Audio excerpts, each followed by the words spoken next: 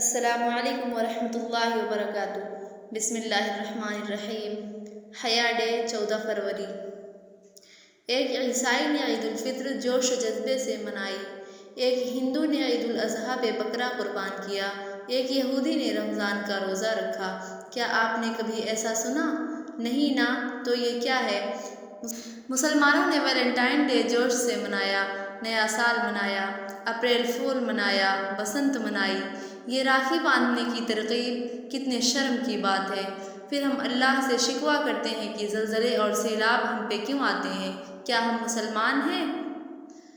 کیا ہم دعویٰ کر سکتے ہیں کہ ہم امتی ہیں حضرت محمد صلی اللہ علیہ وسلم کے؟ اس بارے میں ضرور سوچیں، کیا یہ صحیح ہے؟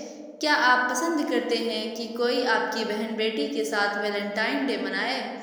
اگر نہیں تو اس بے حیائی سے باز آ جائیں۔ وہ لوگ ہمیں محبت کا درس کیا دیں گے؟ وہ لوگ ہمیں محبت کا درس کیا دیں گے جو اپنے کتوں کو ساتھ سلاتے ہوں؟ اللہ تعالیٰ نے قرآن مجید کی سورۃ النور آیت نمبر 19 میں فرمایا، جو لوگ چاہتے ہیں کہ مسلمانوں میں بے حیائی پھیلے، ان کے لیے دنیا و آخرت میں دردناک عذاب ہے۔